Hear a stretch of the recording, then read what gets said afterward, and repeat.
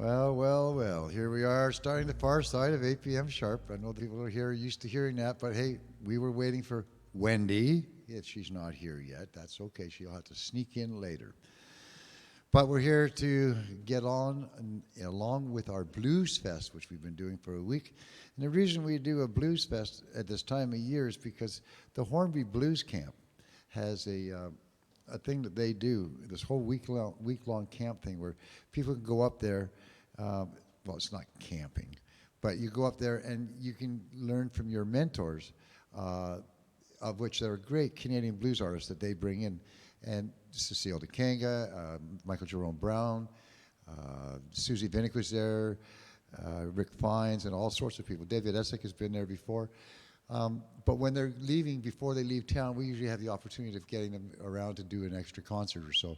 And that's why it makes sense to run this Blues Fest. Now, David, having not been up there this year, still lives in our area. And to me, he's something that we need to know about when it comes to blues. His historical references all the way through from the beginning of his career and just the people he's known and the styles and everything about it. The narrative is as important what his playing is as well, and that's what I really appreciate about this whole week, which we've been trying to do. Now, tomorrow night, don't forget, if you got a chance to come down, there's two harmonica players, Gary Preston and Shaky Ray. Both have trios, and I'm going to bring those down, the King Mixers and the Shaking Chord Trio.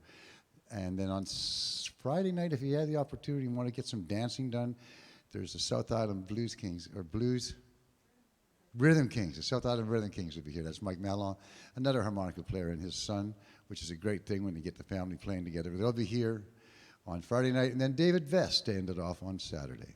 But as I said, tonight, Mr. David Essig, what a treat. I had the opportunity years ago with Willie P. Bennett to be, not only, first of all, having seen David at the Smale Space in London, Ontario, in the early days, but I had the opportunity to, Willie was splitting a bill with Doug at Doug's house doing a house concert. It was the first house concert I'd ever been at. And it was kind of neat to have that intimacy and that feeling, and that's when I really learned what David was all about and what he has the capabilities of doing. As I said, it's the narrative as well as the music that he does. So please, with warm, warm applause, give a welcome to this wonderful man, Mr. David Essig.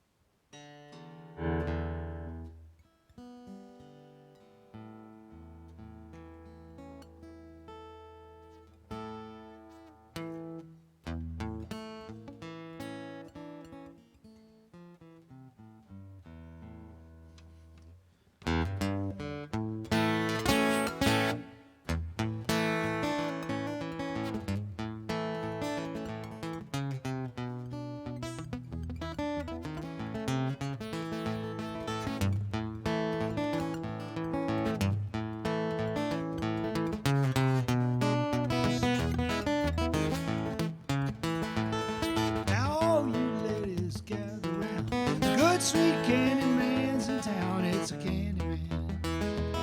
It's a candy man. And you all heard Mrs. Jones say, his sticky candy never melt away. It's a candy man. It's a candy man.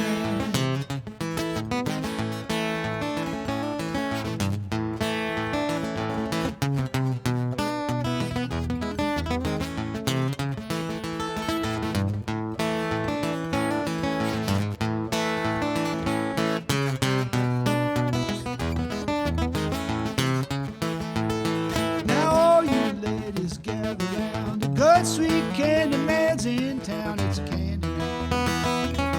It's a candy man. And you all heard Mrs. Jones say, his sticky candy never melt away. It's a candy man. It's a candy man.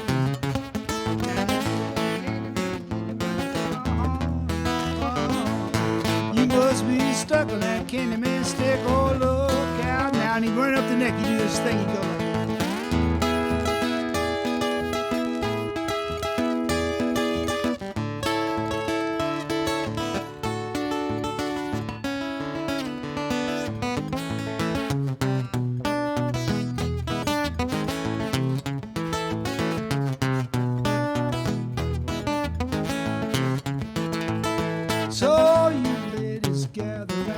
The sweet candy man's in town. It's a candy man. It's a candy man. Now here's stick candy about 9 inch long. He's selling faster than a hog with chew corn. Candy man. It's a candy man. Now you and the candy man getting mighty thick. You must be stuck on that candy man stick. Oh, look out now.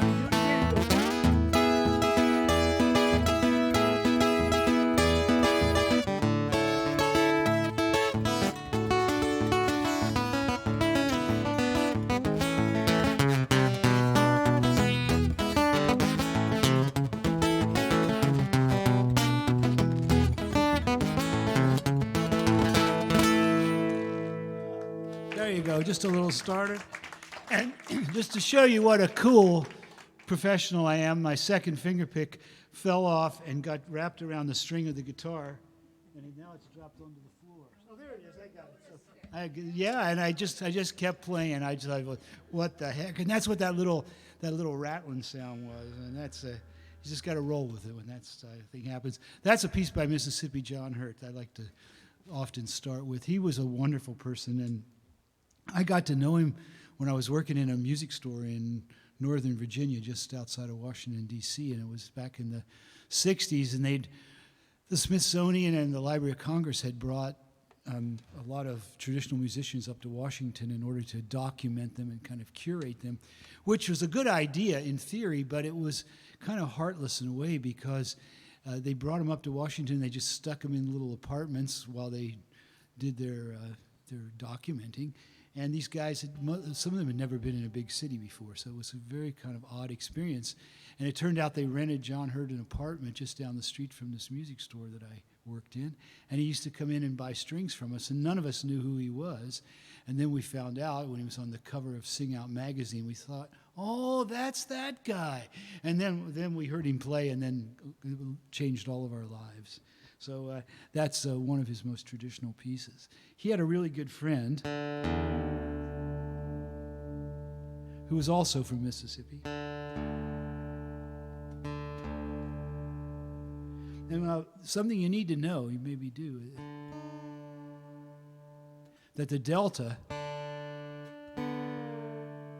is not down at the bottom of Mississippi, it's in the middle. The Mississippi River starts to break up into the estuaries right around the middle of the state.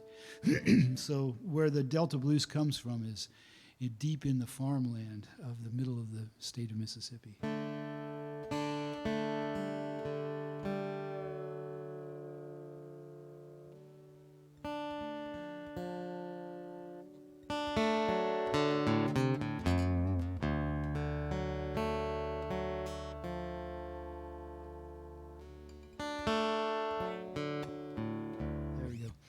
So Skip James lived just a couple of towns over from John Hurt, down in the Delta region in that farming area.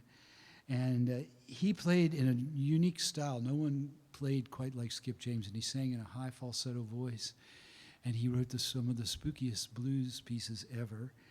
He was a true original. He wasn't part of any school. He played all on his own, and he was one of the only two traditional blues musicians that ever played in a minor tuning. He played in D minor.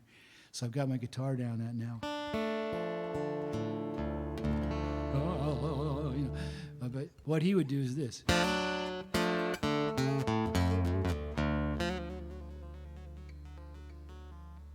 I would rather be buried in some old cypress grove.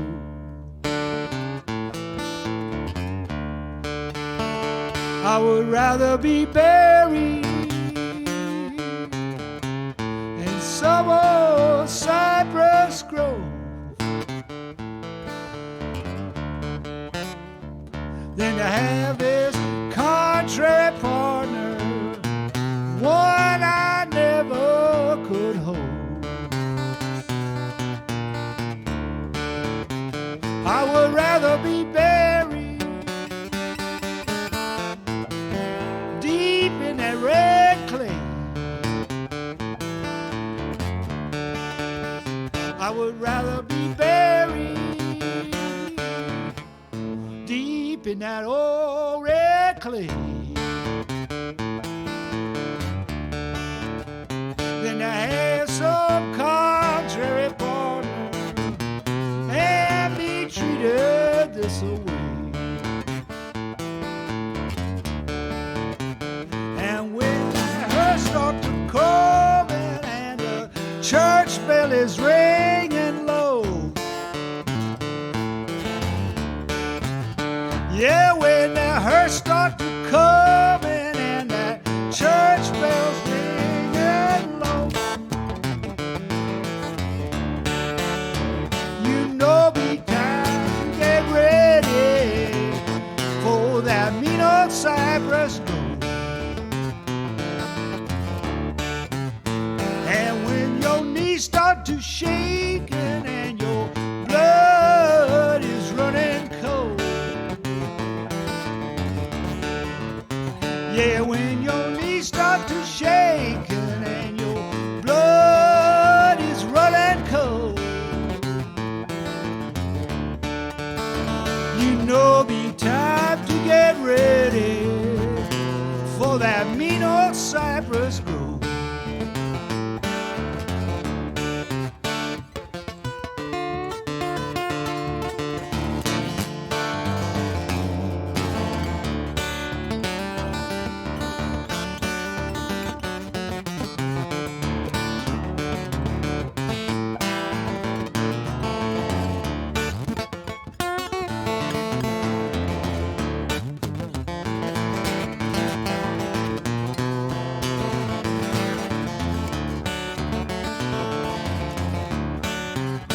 So I would rather be buried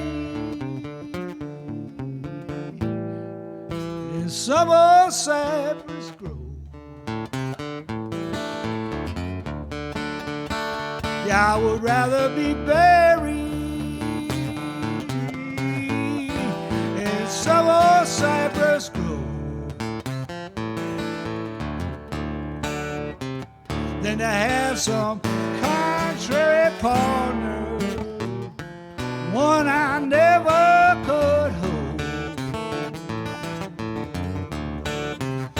than to have some contrary partner, one I never could hold.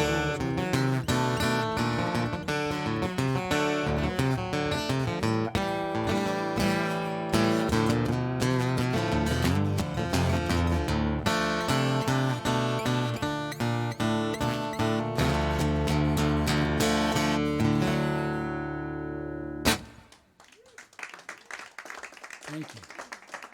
Nehemiah Skip James. So that was the music that was showing up in Washington, D.C. when I was a kid, thanks to the cultural institutions. But the indigenous music that I was exposed to was from the white mountain country tradition. It was the music of bluegrass and old-time Appalachian music.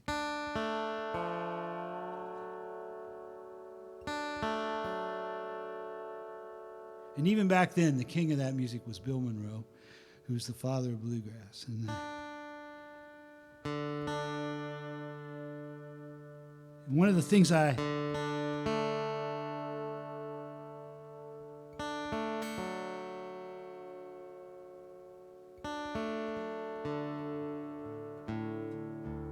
thanks for the patience with the tuning. I do like to tune now. You know, when we were young, we didn't tune. It was just, oh man, that sounds so good. Oh, baby. Oh, whoa, dude. But now we tune, okay? But I'm a firm believer in tuning by ear. I've got a tuner here, but I think they're a plot on the part of Asian electrical engineers to drive us all nuts because none of them work quite right. You know what I mean?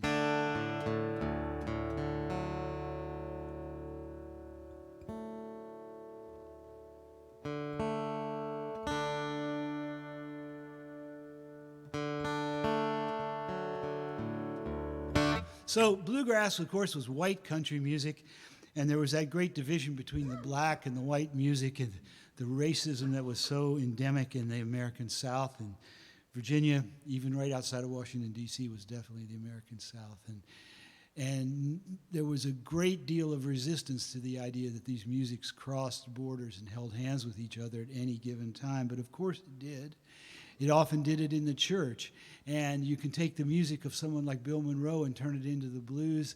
If you pull that gospel influence up to the front of the line and you start to play with this kind of backbeat happening that Bill would kind of imply but never really admit, you get this thing going like...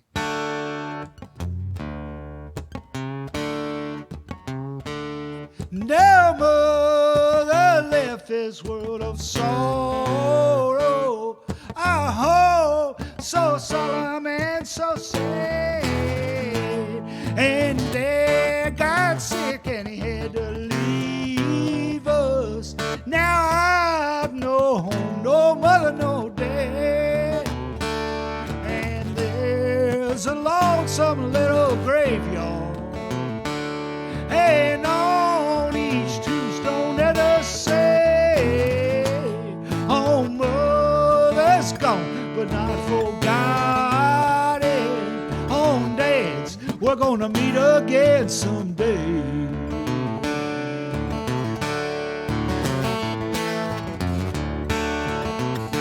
Now I often go down to the graveyard where they laid them down to rest, and I can almost hear them whisper, just trust in him to do the best. And there's a lonesome little graveyard, and on each tombstone let us say, oh, mother's gone, but not forgotten. On Dad's, we're gonna meet again someday. Oh, mother's gone, but not forgotten. On Dad's, we're gonna meet again someday. Oh, mother's gone, but not forgotten. On Dad's, we're gonna meet again someday.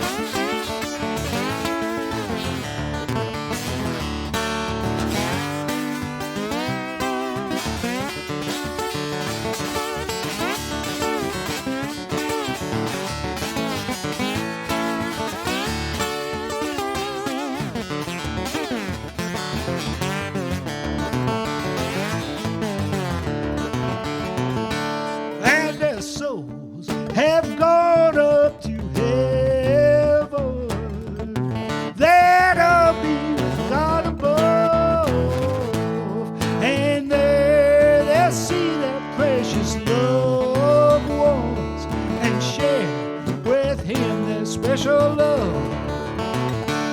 And there's a lonesome little graveyard, and on each tombstone let us say, oh, mother's gone, but not forgotten. On Dad's, we're gonna meet again someday. Oh, mother's gone, but not forgotten. On Dad's, we're gonna meet again someday. Oh, mother's gone, but not forgotten. On Dad's, we're gonna meet again someday.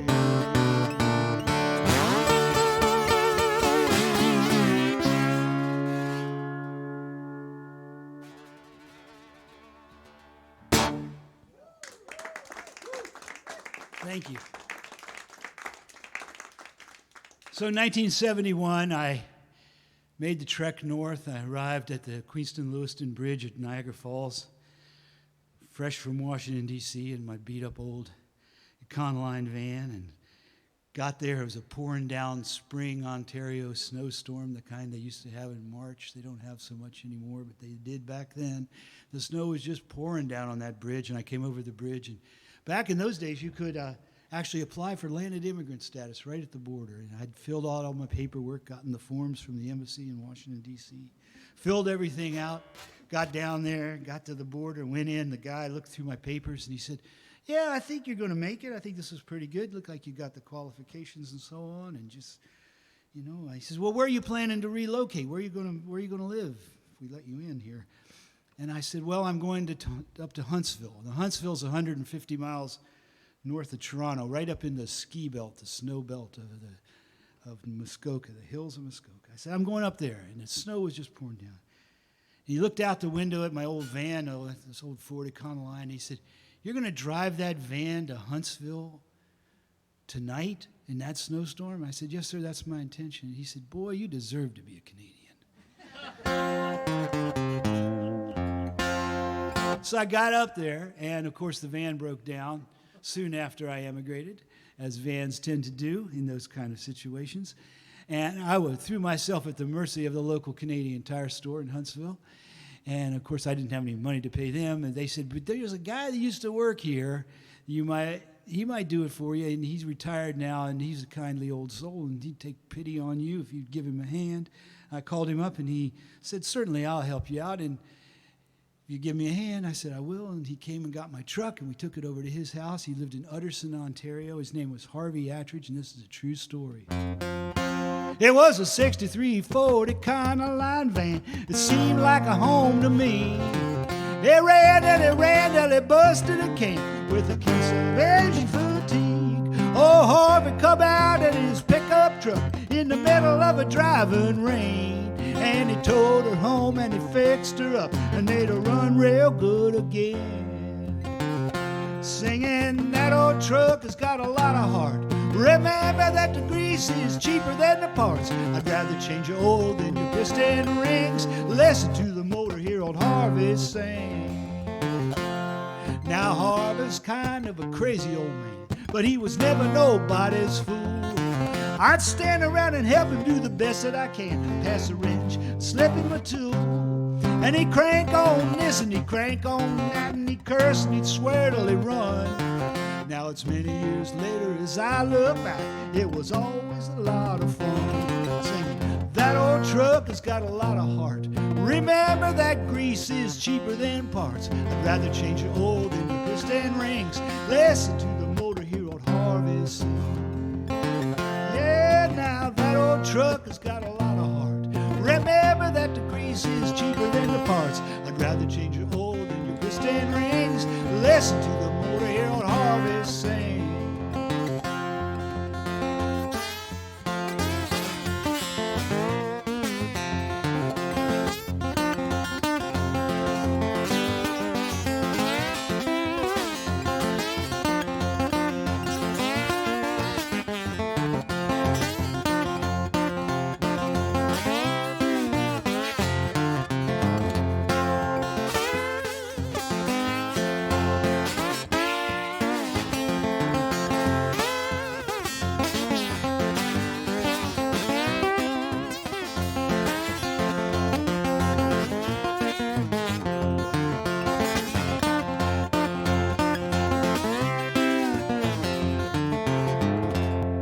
Now I went to see old Harvey one morning, it was just about to break a day. And his good wife said with a tear in her eye, old Harvey's passed away.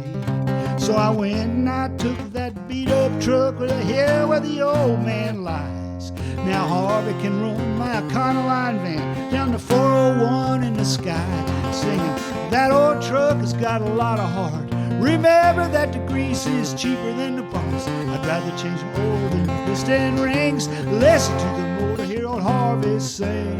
Yeah, now that old mechanic had a lot of heart. He told me that the grease is cheaper than the parts. He'd rather change the oil than the piston rings.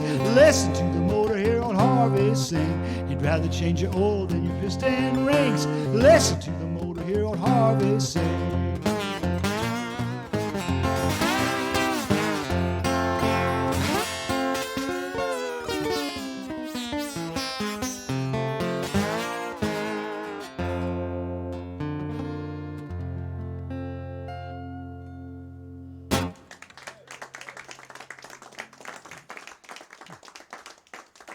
So I was a fortunate boy. I got up there with that old beat-up truck, and moved into a little farmhouse on Fern Glen Road in Emsdale, Ontario, and it was a sweet life out there in the country. And the sweetest part of it was, in addition to having my son Peregrine while we were there, I was adopted into a wonderful family of singer-songwriters from all over southwestern Ontario, all the way up to Thunder Bay. People like Ian Tamblyn were up there, and Ken Ham. We were all traveling all over the province, playing the coffee houses and little clubs and sometimes even bars. I even played in a bar in Sudbury one time. And it was a lovely time, and we went around and around in these circles, and we were all writing songs, and we had this feeling that we were onto something, that we were trying to making Canadian poetry with our guitars. And we knew we had something special, but we also knew that one of us was a little more special than the rest. And he's played in these parts many times, and he's not with us anymore, and I'm talking about Willie P. Bennett. And I'd like to do a song by Willie.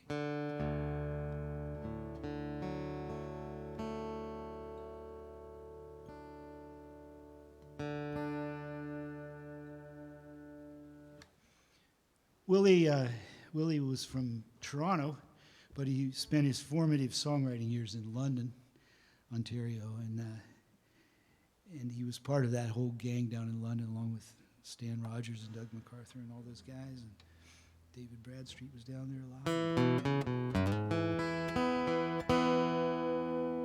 That's where the club was that John was talking about in the intro of the Smale Space, was down there.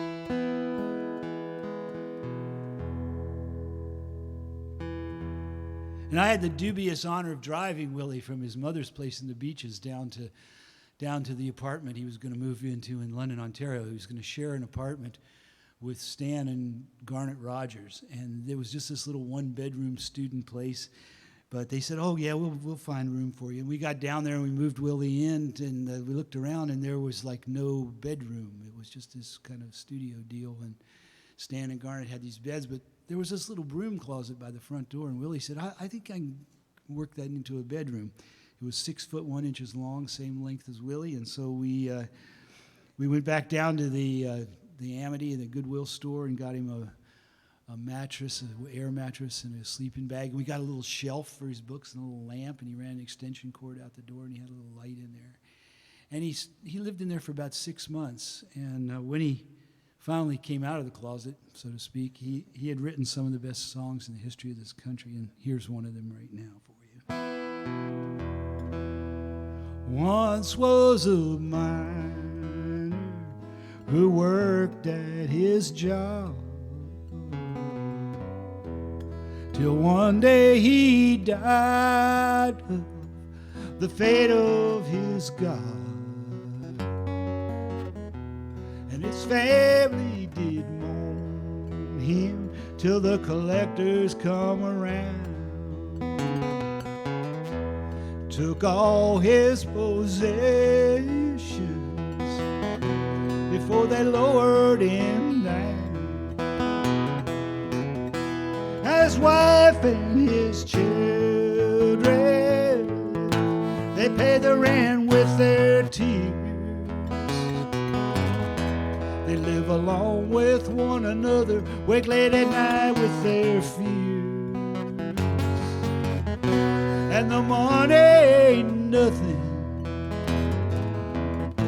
to that rich man in town. And for the sake of a dollar, he let the whole family down. Now the old man had rolled down all the things he had saved.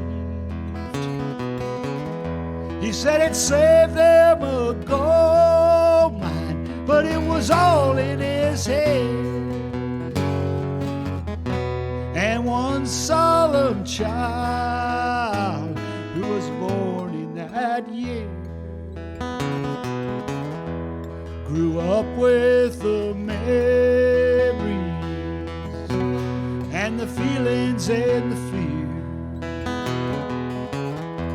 Now his wife and his children, they paid the rent with their tears. They live along with one another, wake late at night with their fear. And the money ain't nothing to that rich man in town. But for the sake of a dollar, he let the whole family down. And for the sake of a dollar, he let the whole family down.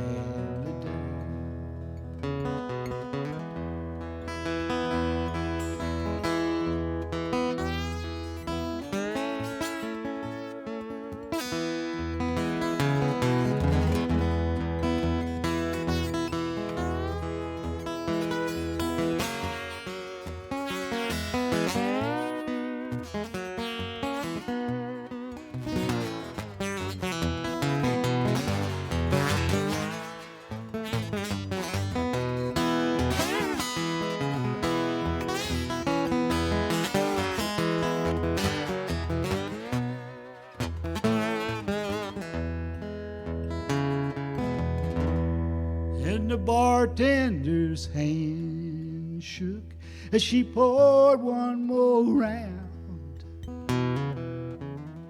She said she'd heard many a story and was a new in the town. And I paid up my dollar and I laughed as I did. I said, I'm one of the family, and I've long kept it hid. Yeah, I'm older and wiser, and I've rambled around. I slept in many a dark city, I've been jailed in small towns. And my father would tell you, if he lived to this day, that if life be a gamble, let blood be the stakes.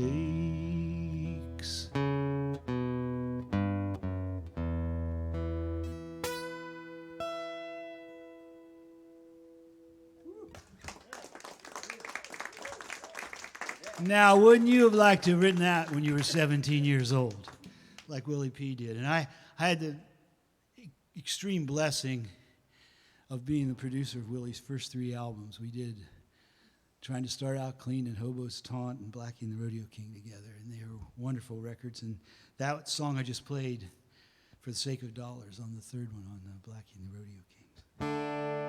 So when Willie passed away, I sat down and reminded myself of the wonderful times we'd had in the early days in London, Ontario.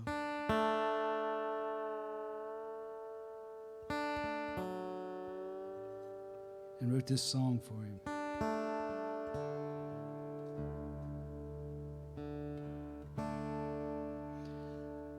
I can still see you walking through London in the night, in that crazy fireman's raincoat. Well, it never fit you right, and you'd sit down on a porch.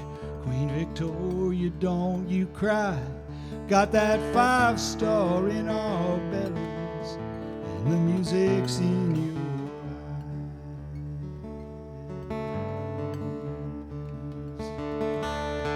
And in a beat-up house in nowhere, I put out your first songs, and we flipped on my old tape deck and let it run till dawn, instead of stumbling to our senses. Your heartstrings wrung us dry. We were heavy with the beauty of the music in your eyes.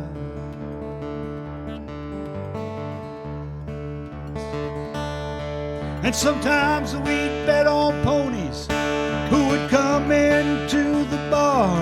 They would promise us a long ride, but they never took us far away from all our problems. They gave us bad advice. They put rhinestones in our pockets and the music in your eyes.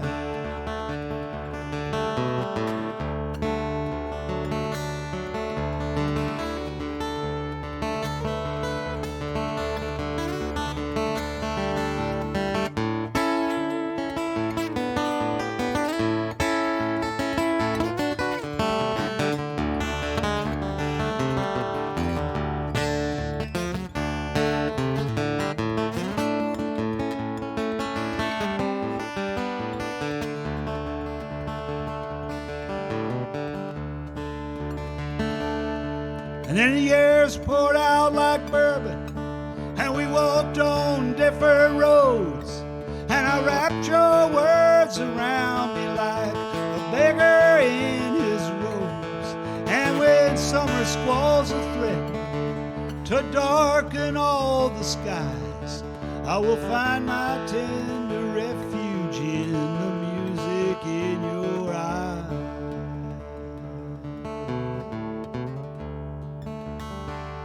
I can still see you walking through London in the night, in that crazy fireman's raincoat. Well, it never fit you right. And we'd sit down on the park bench, Queen Victoria, don't you cry. Got that 5-star in our bellies, and the music's in your eyes.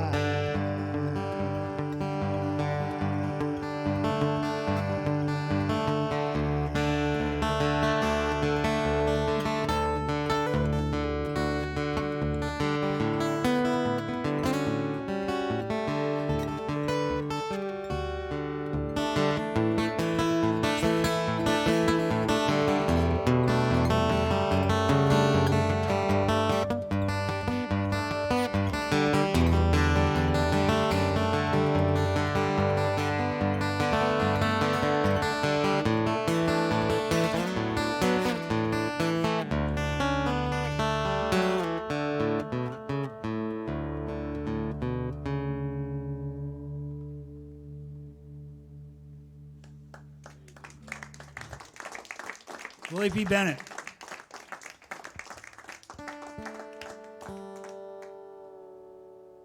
Willie and I had a great friend, he's still my friend, in Toronto, one of the two Whiteley brothers.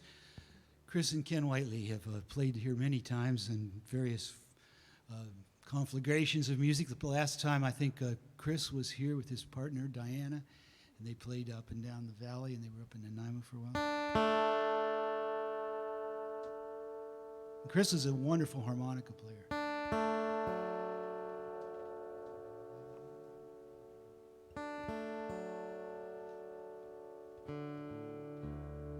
And for a while, the two of us toured together, and I'd play guitar and sing songs, and Chris would sing harmony and play the harmonica with us. And we were just at that stage in our lives where the novelty was wearing off, and we were starting to feel those first pangs of road weariness that all touring musicians eventually succumb to in one form or another. And one night we were playing, and I looked at Chris and I said, you know,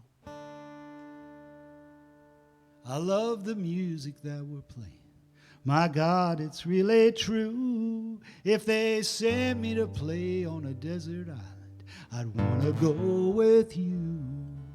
We'd take a couple of old marine bands and a beat-up old guitar, and we'd sit out there in the green sand playing music for the stars. And you'd be Little Walter, Sonny Terry, I'd be Skip James, and we'd play Chuck Berry music as we sat there in the palm trees. There'd be something old, something new. Sonny Boy Williamson might be there too, and we'd be so cool as we sat there in the calm breeze.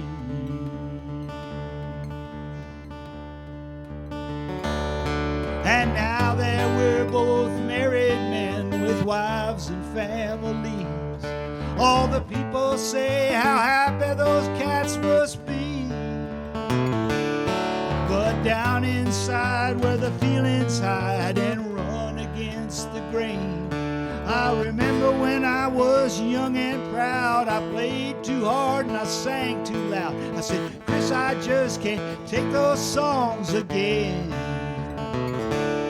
And with a crooked smile, he laughed at me. He said, whatever happened was meant to be. Then he grabbed the harps, away we'd run again. Let's go.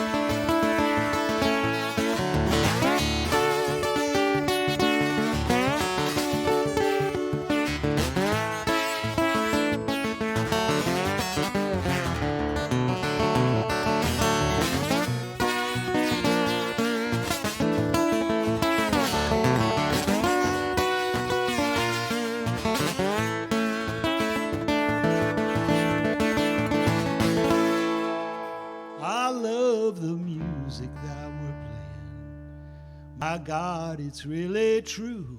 If they sent me to play on the Great Wall of China, I'd wanna go with you.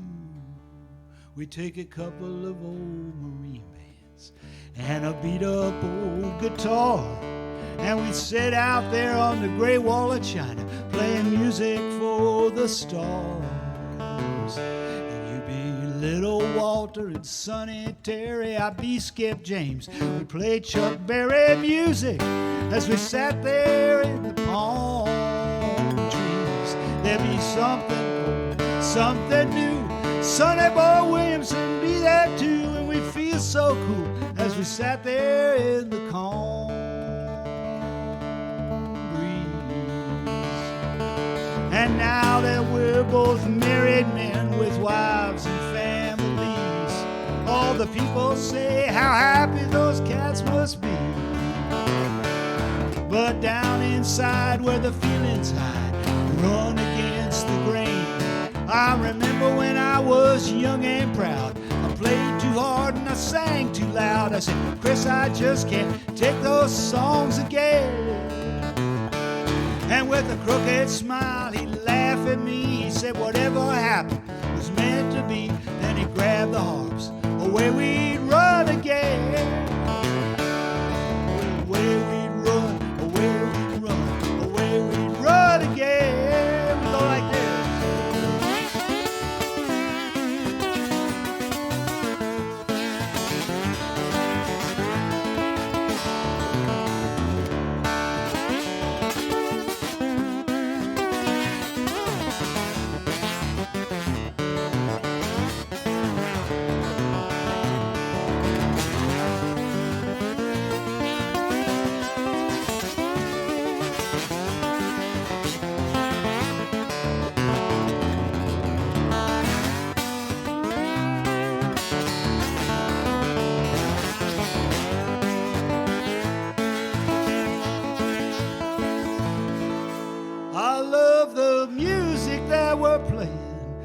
God, it's really true. If they sent me to play on the Great Wall of China, I'd wanna go with you.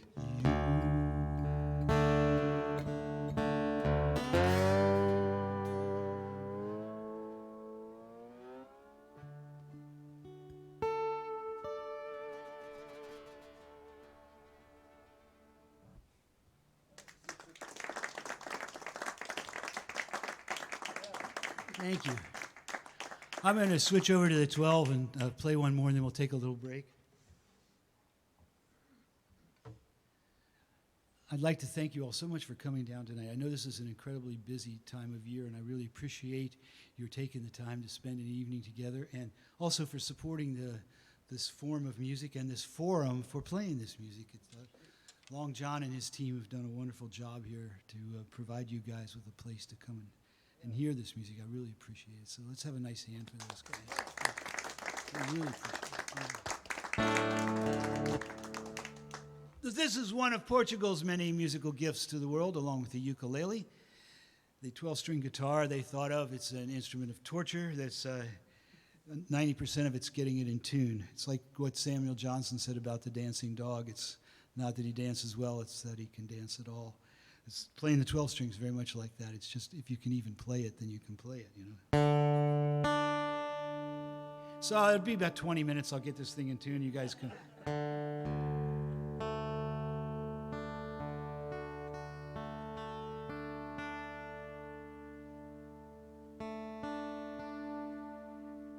Not bad. You buy that?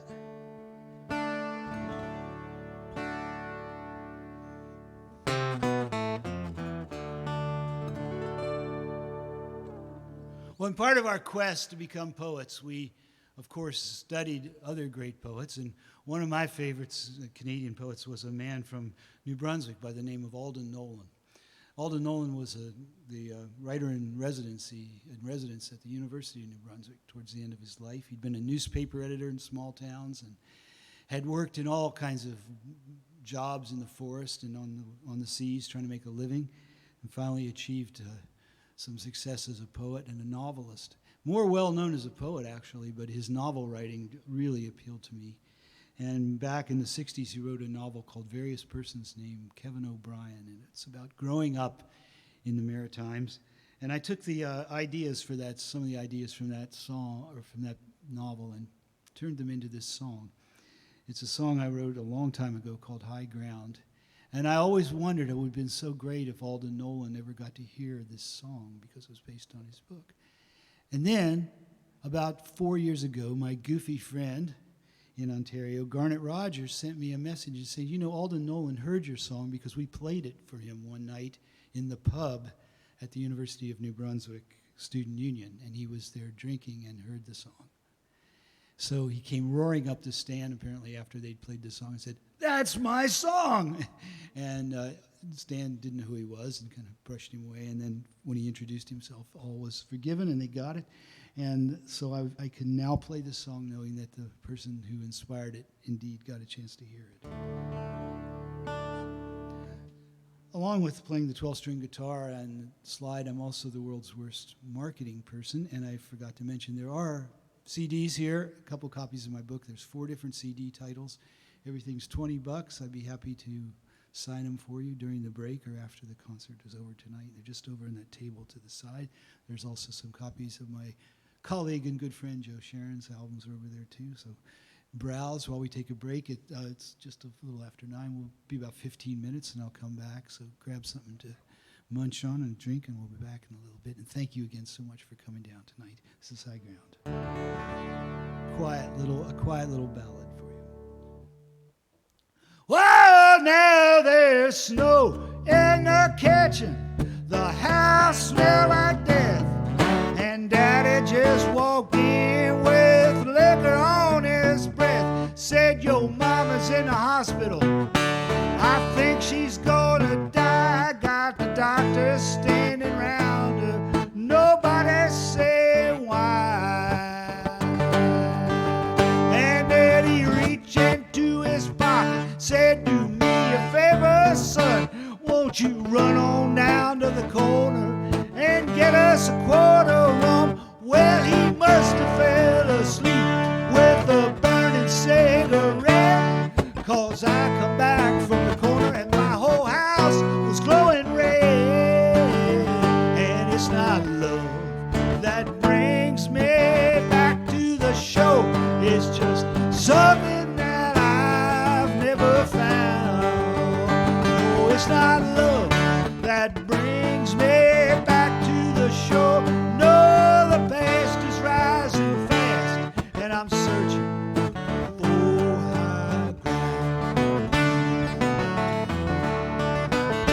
Well, we were brought up in the closet by my father's maiden aunt, who loved the Bible more than she could ever love a man. She taught us sex is nasty. She taught us not to feel, and her mind was like a razor, and her heart was made of steel. And it's not love that brings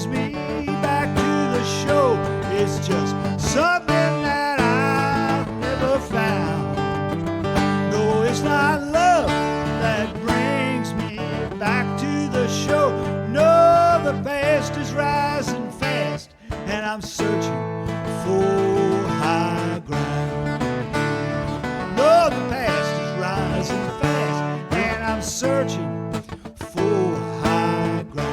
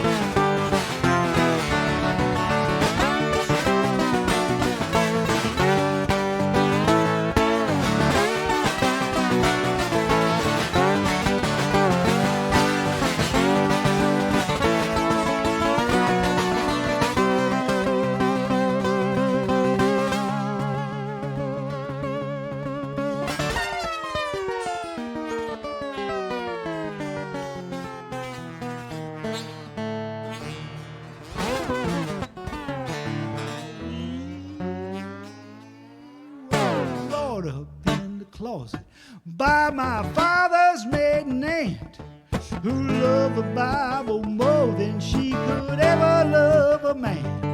And she taught us sex is nasty, and she taught us not to feel. And her mind was like a razor, and her heart was made of steel. And it's not love that brings me back to the show, it's just something that I've never found. It's not love that brings me back to the show. No, the past is rising fast, and I'm searching for high ground.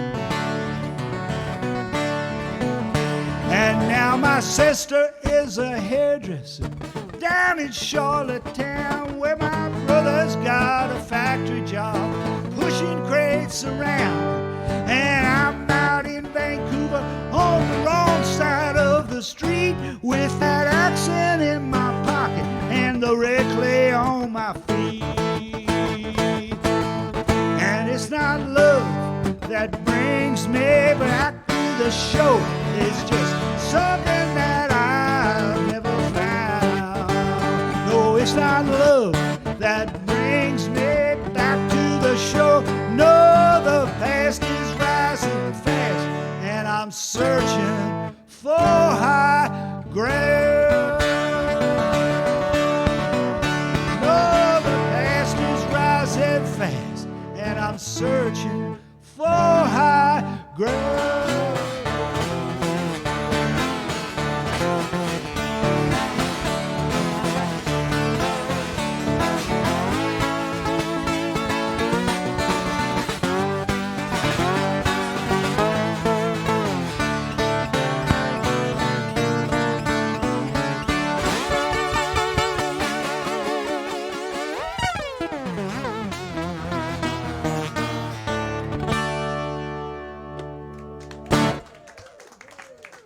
Thank you guys so much. We'll be right back.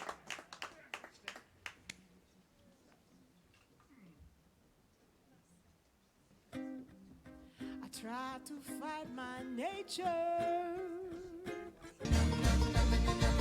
Let go, I've been anxious. I'm a battered bird.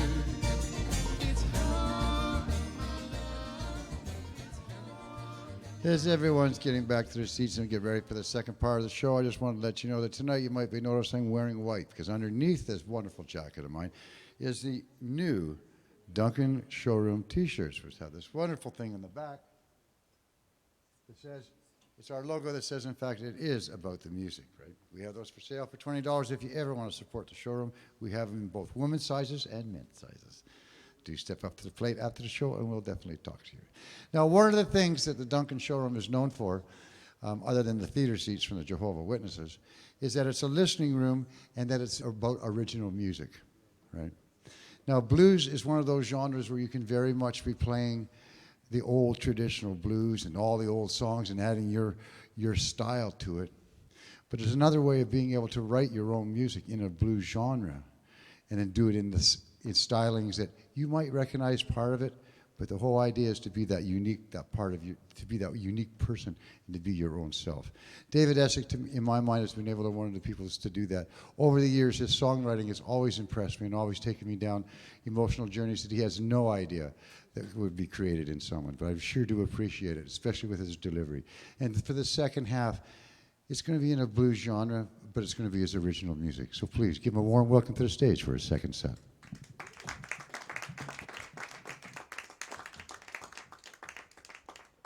Smooth, huh? Nice smooth. Thanks, John. You know, it wasn't always like this. The first gig, this is so beautiful. You guys are so sweet. The first gigs I ever had as a solo player, acoustic guitar, was when I was going to graduate school in Madison, Wisconsin, and I played in a Mexican restaurant called the Brave Bull. And I don't know if you know Madison, but it's sort of near Chicago, but it's in the next state, in Wisconsin.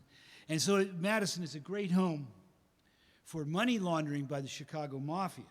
So there were way too many car washes and bowling alleys in Madison for a town that size, and fly-by-night restaurants, and this was one of them, the Brave Bull Mexican restaurant. So I would play, and the place was so small, I swear the whole restaurant wasn't much bigger than this stage. And the guy who owned the place, he said, I got a stage, so you're going to just walk around and play for people. So I strolled, and I went table to table. Hi, would you like to hear a Beatles song? And that was how I made my living doing that. And I would go, and he said, look, when you're not playing, I don't want you standing around by the door because it might look crowded and people won't come in. So go in the kitchen and wait there for your next set. So I went in the kitchen, and the cook said, well, as long as you're out here, you might as well help me. So grab an apron and make some tacos. And so I learned to make Mexican food, and I would play Beatles songs for 40 minutes, and then I'd go in the kitchen and make tacos for 20, and then I'd go back out, and that was my gig. And then one night he called me up and he said, hey, can you come in? I said, yeah. He said, I don't bring the guitar. And that was the end of that. That was the farewell to my life as a restaurant musician.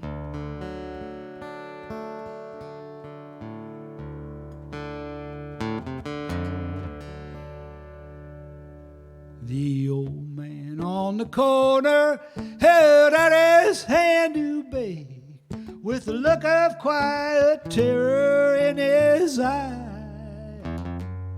I gave that man my dollar, as to myself I said, there but for the grace of God go I. Yeah, there but for the grace, oh, there but for the grace that's shining down upon me from on high. I gave that man my dollar, as to myself I said, there but for the grace of God go I. I gave that man my dollar, as to myself I said, there but for the grace of God go I.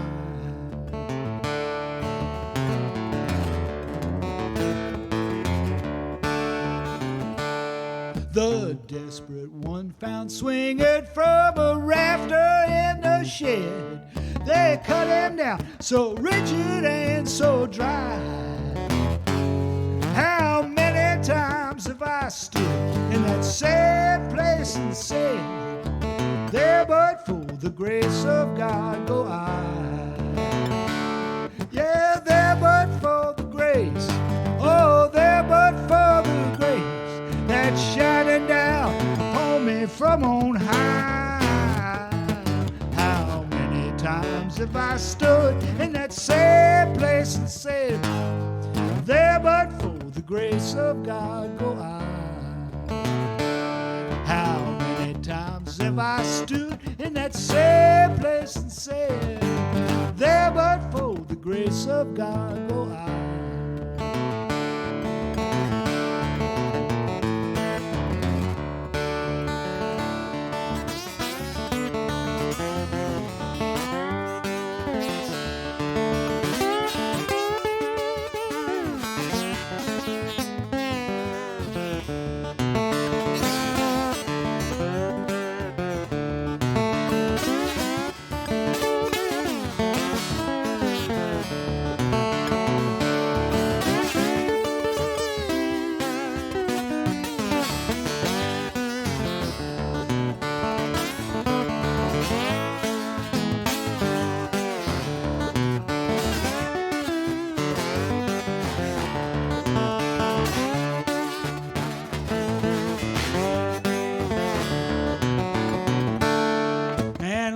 Send you spinning like a ball upon the wheel with those complex laws and numbers to defy.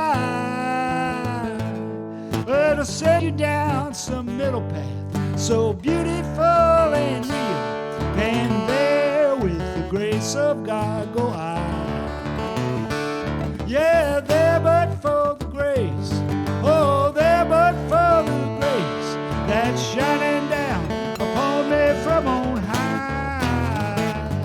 How many times have I stood in that same place and said, there but for the grace of God, there but for the grace of God, there but for the grace of God go I.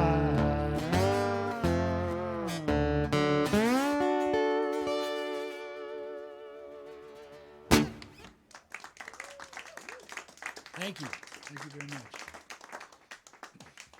So that's a song I wrote, kind of based out of the blues tradition. I like to kind of mix up the Delta blues and the bluegrass, and then out of that stew come up with some songs of my own.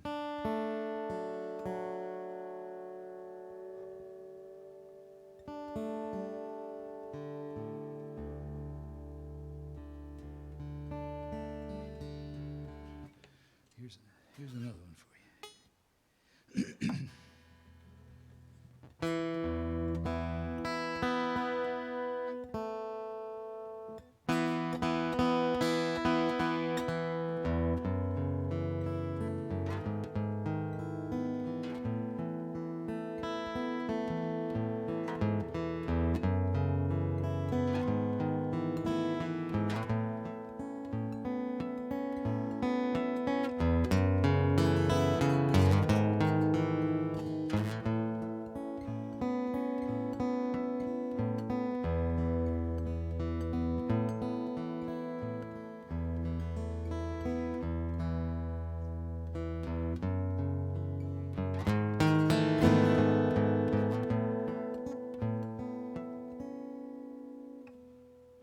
Said her name was Jennifer.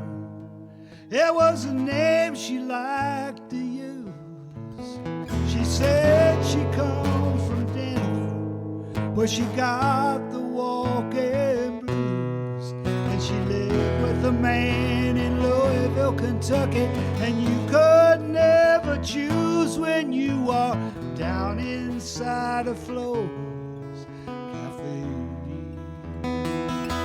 Oh, you could not go unnoticed inside that small cafe.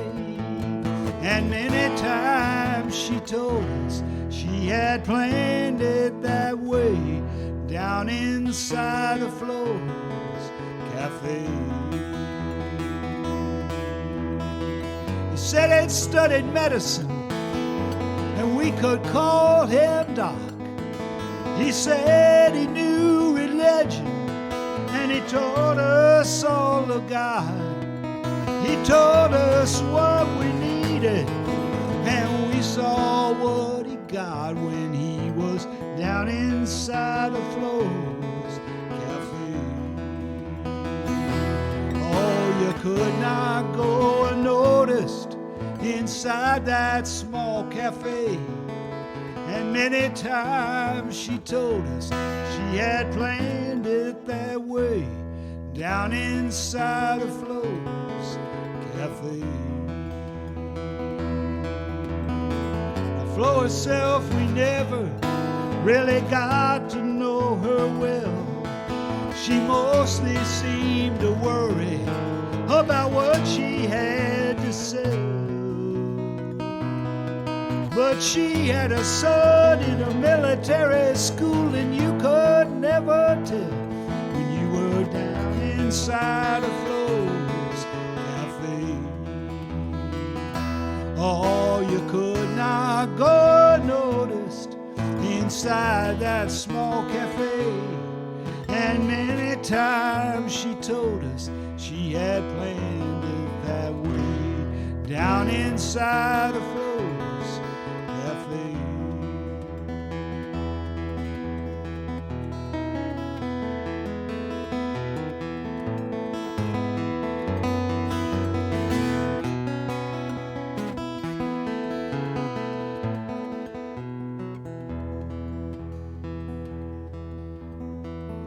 And me, I just keep sitting here with all the friends I've known. For it seems like years I've heard their songs. Where have the good times gone? And I just wish Flo would take me home, 'cause we all live alone when we are down inside of Flo's Cafe. Oh, you could not go unnoticed inside that small cafe. And many times she told us she had planned it that way, down inside of Flo's Cafe. Oh, you could not go unnoticed inside that small cafe. And many times she told us she had planned it that way, down inside of Flo's Cafe.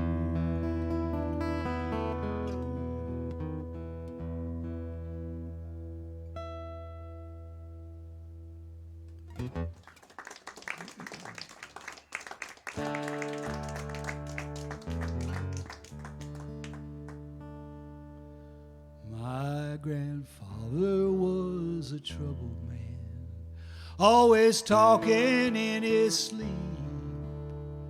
And as a boy I tried to understand the secrets he could keep. And sometimes he'd yell, "Here come the flares, they've breached the line again." And he slept beneath the basement stairs whenever it would rain. Yes, he hid beneath the basement stairs whenever it would rain. And at the table he would rarely speak, just staring at his plate. He might ask me if the roof still leaked, then his hands would start to shake.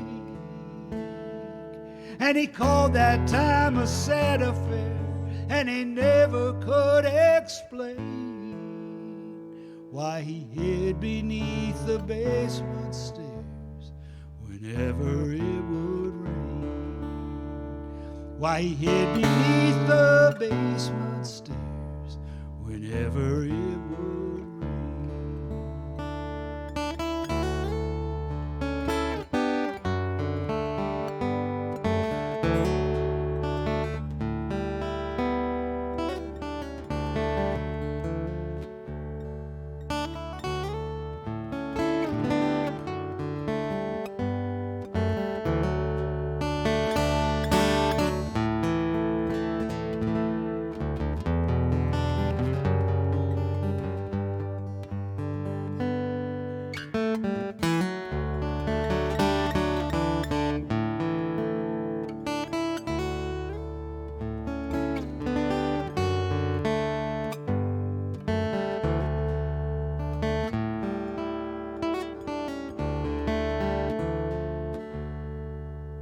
and he's reached his destination now, far across that troubled sea.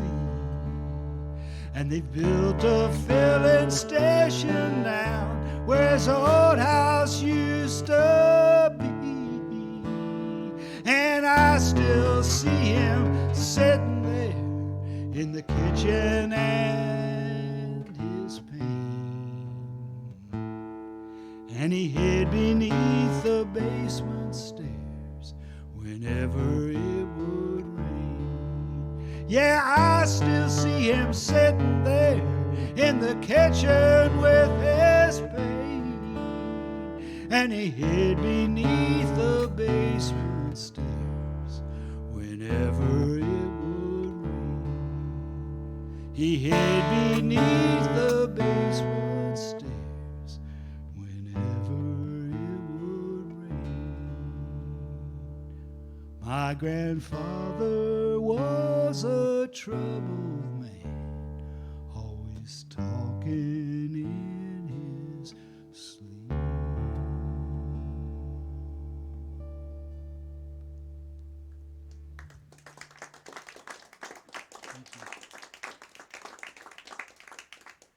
That's a story based on, in part, in truth, on my grandfather, who did suffer PTSD from being in the trenches in World War I. And I remember him as a child being very strange that way. And I wanted to play those two songs for you back to back because they're very much an alpha and an omega of my songwriting life.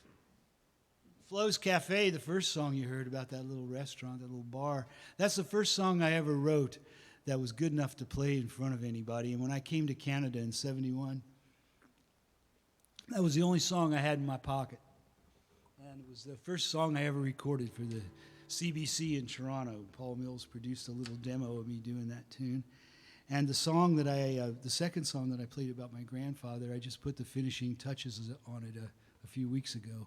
So that spans 50-some years of songwriting, and it's a pleasure to be able to kind of play those together for you that way. And what it tells me is I've either written one really long song or I've written the same song over and over again. But because they do have a sort of a feel to them, and I appreciate your support of the difficult subject matter of some of these pieces. I've never been much for music awards and getting prizes and stuff like that, but I did win an award once. I won an award for growing the largest kohlrabi at the country fair in Brant County, Ontario, when we used to live back in Paris. And so then I could put in my promo kit, award-winning songwriter David Essig. Little did they know it was kohlrabi. And I based this song on memories of that. It's about a couple at the Paris Fair. On fair days she'd drink till her eyes rolled around in her head, and the bed was a merry-go-round. She'd sit on my lap and say, let's go to town, and I'd kiss her like there's no tomorrow. And we'd stand on the midway and stare at the lights while farm boys from Paris got drunk in the night, and we'd ride on the Ferris wheel till we were tightly wrapped up in an evening of sorrow. And she'd stand by the big top and say, God, I'm stoned. You know when I start, I can't stop, so please take me home. And we'd stand there together and feel so alone on that evening of broken illusions. Now don't make a scene or the people will stare.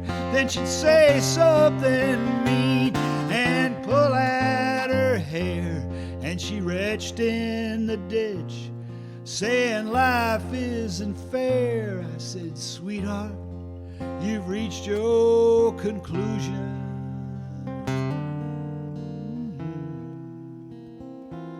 And on fair days, we'd drink till our eyes rolled around in our heads, and the bed was a merry-go-round. She'd sit on my lap and say, let's go to town, and I'd kiss her like there's no tomorrow.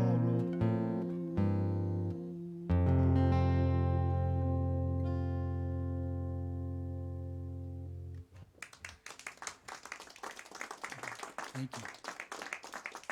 Thanks very much.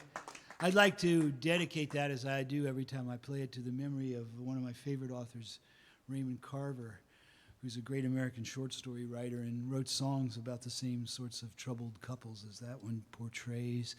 And he spent the last years of his life in Washington State, and his tomb was buried right over in Port Angeles. So if you're down in Victoria, you can look across the water and pay homage to one of the greatest American writers, Raymond Carver. This is a song in a similar vein, set again in the Maritimes.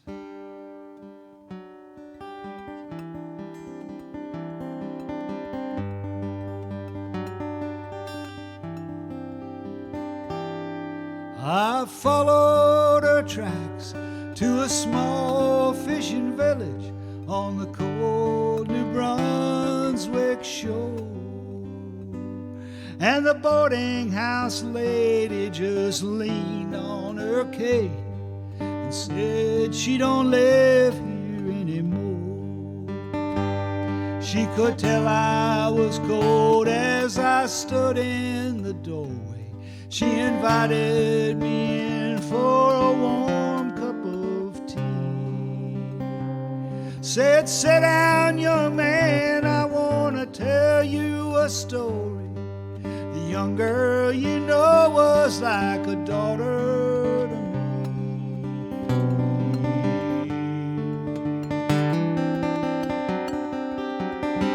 She arrived here last June with a job in her pocket at the old packing plant down the road. And she took out the spare room up over the kitchen for $1 a day, room and board. And the evenings we passed with a few hands of euchre, or trading our secrets as we walked by the sea. As the winter come on, we just kept getting closer. The young girl you know was like a daughter to me.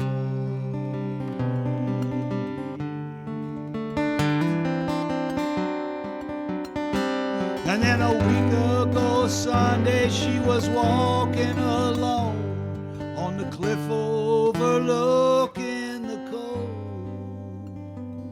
Now some say she slipped, but I know that she jumped to her death on the rocks far below. And then the old woman smiled and she tried not to cry, and she shifted her rocking chair so I could see that picture of her that she kept in the Bible. The young girl you know was like a daughter to me.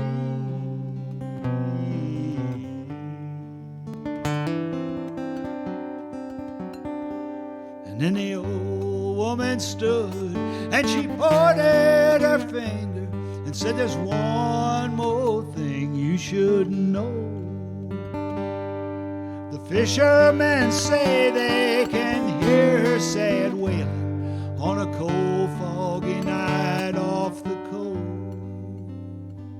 They say that she cries for a young man to save her from her death on the rocks that lead down to the sea.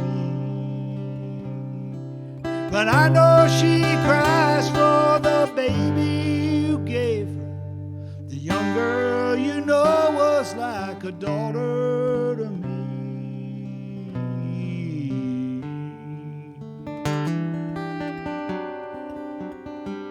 and I followed her tracks to a small fishing village on the cold New Brunswick shore.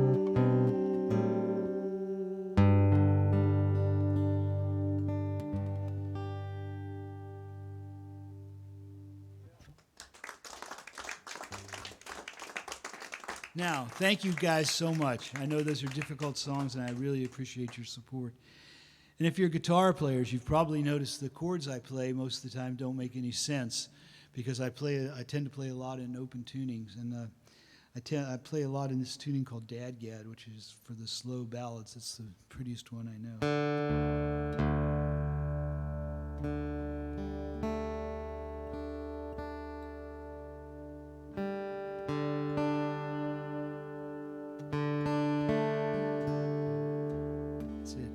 And it's ironic for me as someone who's always considered himself a songwriter, mostly going back to all that poets with guitars stuff that I was talking about, that the most popular piece of music I've ever created is a guitar instrumental. It's called Berkeley Springs, and I wrote it for my mother. My mother was from Berkeley Springs, West Virginia, up in the Appalachian Mountains of the state, and she came down to Washington, D.C. during World War II and met my dad, and they got married and started a family.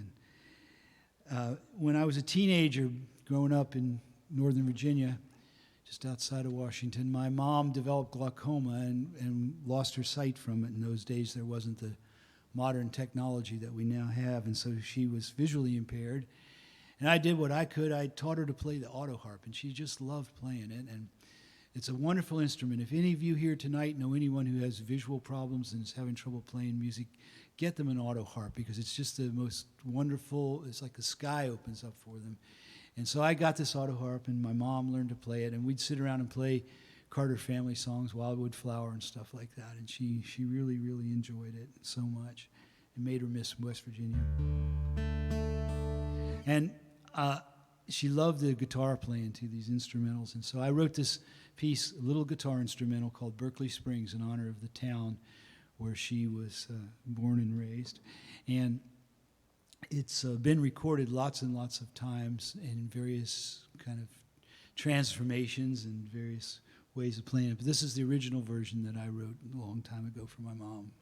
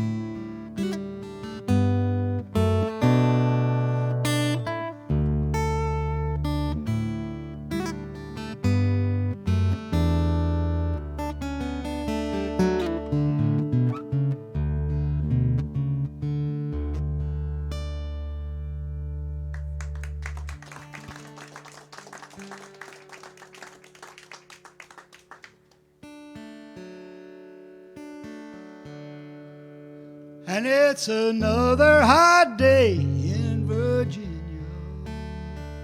And my mama is making iced tea.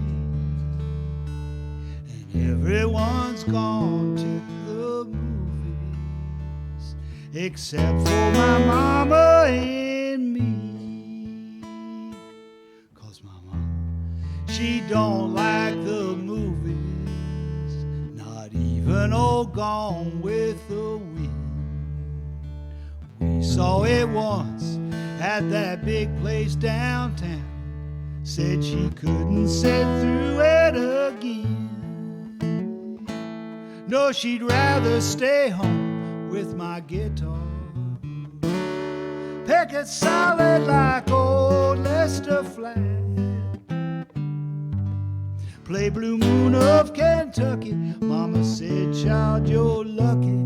I said, Mama, what in the world now did you mean by that? She said, there's a lot of little boys in Virginia who could play that old guitar, but not many can play it like you. Let's have a ginger and jack till your daddy gets back. And every word I'm gonna tell you is true.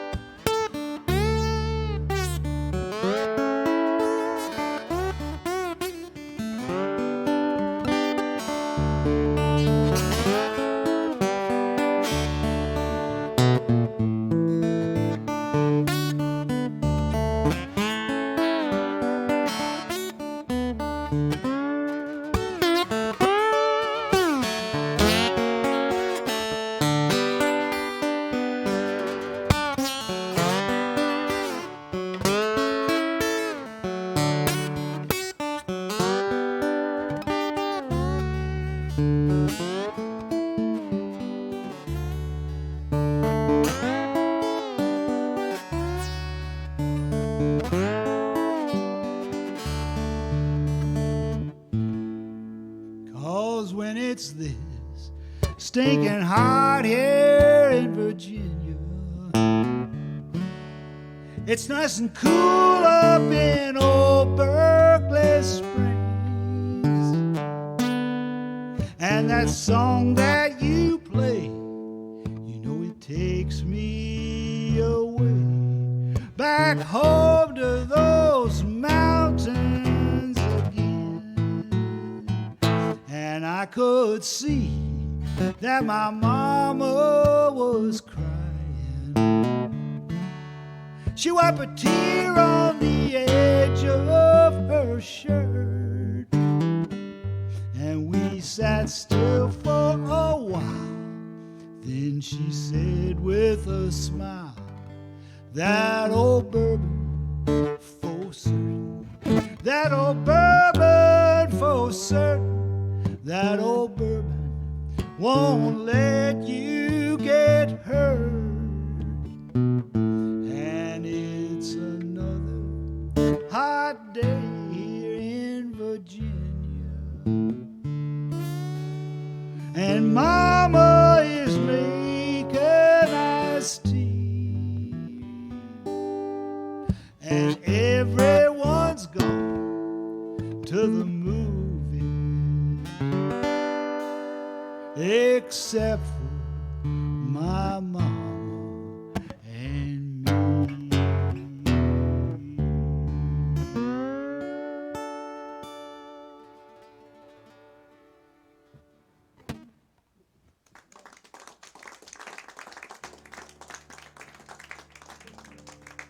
Thank you so much. And my mom was always a great supporter, big fan of the music.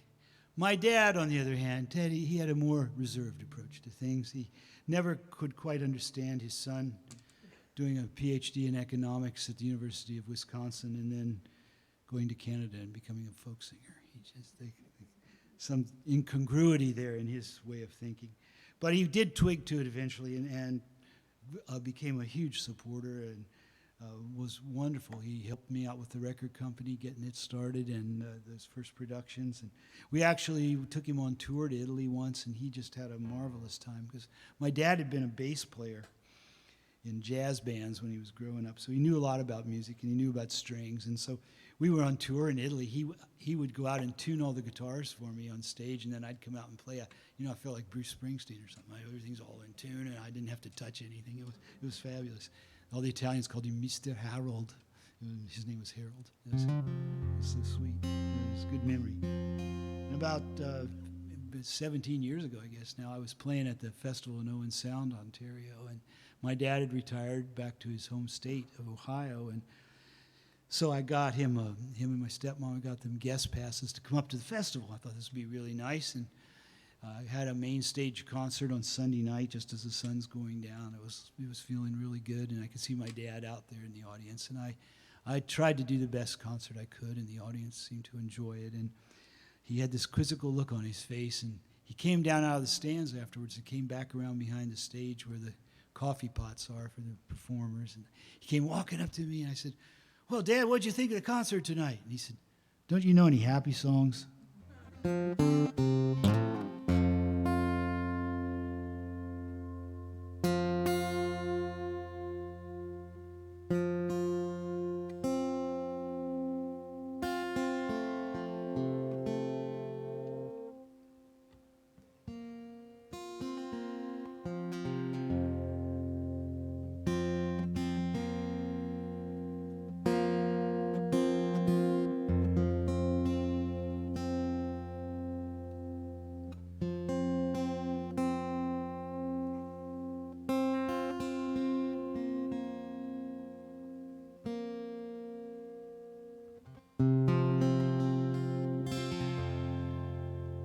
My daddy liked to tease me.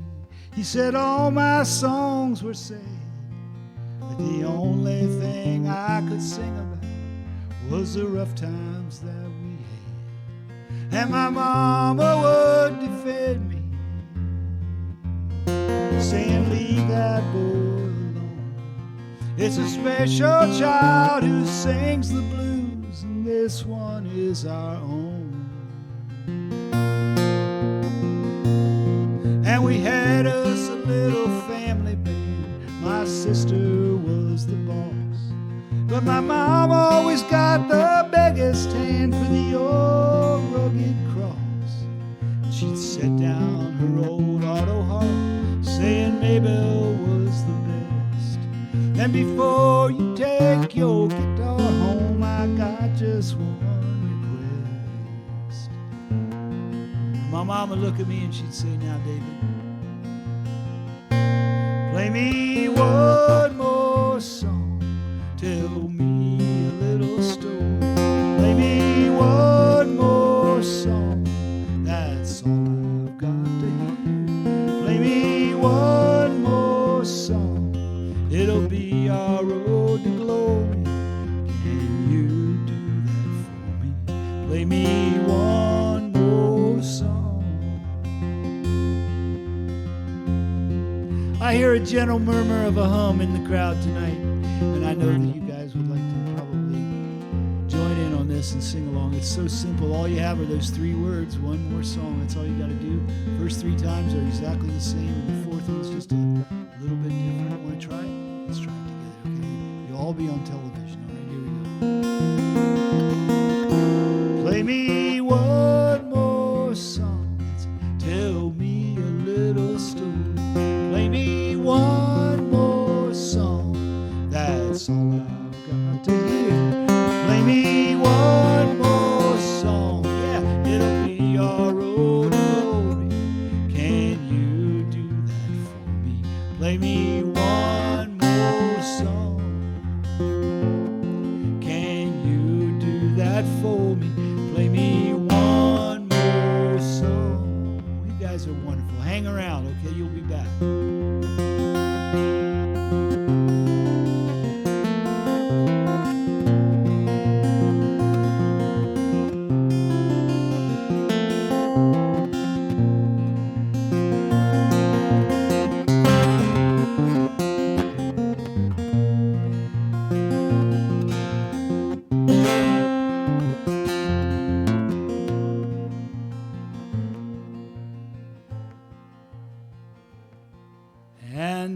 I stand here freezing.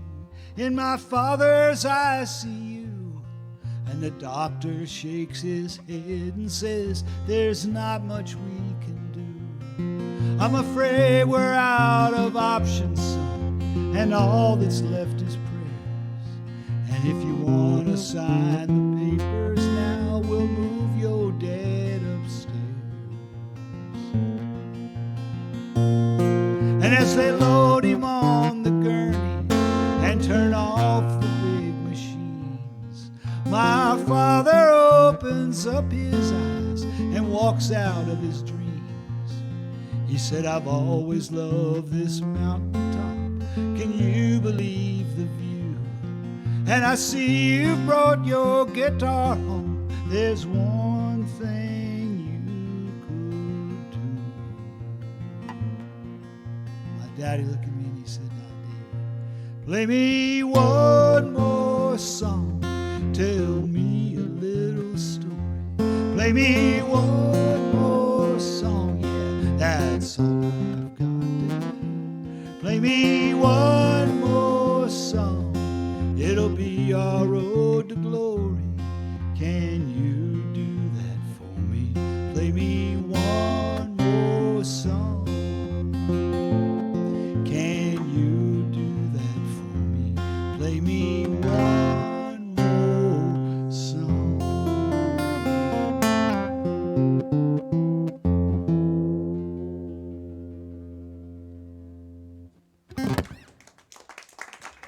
Thank you guys so much.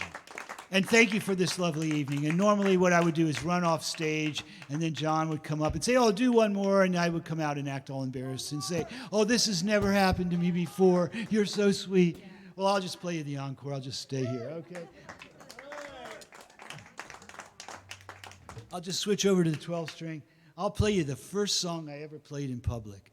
The first gig I ever did in my life was at a coffee house called God, I can't remember, it was something Moon or something like that. And it was in downtown Washington, D.C., and it was run by this enormous, huge dope addict named Teddy Porterchenko. And he was crazy. He was crazy as they come. And in this coffee house he had was just a front for his nefarious life that he was leading, his activities that he was running out of the back room. But he took pride in his coffee house, and so he rated all the performers on quality. And he would let them play it at what he called his hootenannies, or his they're like open mics, we'd call them now. But they were in declining order of quality, and he'd start about 10 o'clock at night. I usually went on about 3 o'clock in the morning, sometimes 4, right at the end. I was playing 5-string banjo, trying to play like Pete Seeger, and I only knew 3 songs, and this was one of them. Hey, it's still in tune, isn't that amazing? And I want to say thank you guys so much for coming tonight. It really means the world to me to have you here. And as much fun as it is to get up on one of those big festival stages and play in front of thousands of people with all the excitement of that, where the heart of our music really beats is right here tonight, in a place like this where we're so close together, and where you actually are the ones who bring the art to it. You're the ones who interpret the songs. And I know a lot of my songs are difficult, and I so much appreciate the emotional power that you bring to them. And you're the ones who put the frame around it and make it matter. So thank you so much for coming tonight. John, thank you so much for this venue and for making this place available to all of us to share what we hope is some way brightening, if not enlightening, the human condition, because that's really all we've got, isn't it?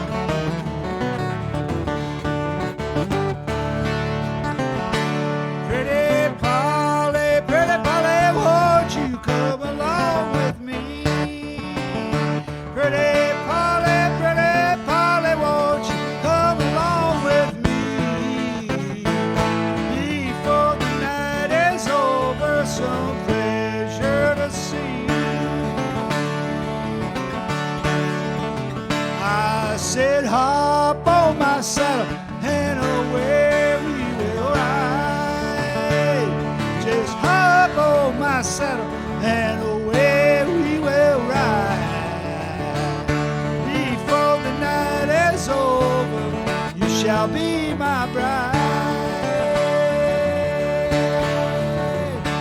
It was there in the moonlight I take her for my life.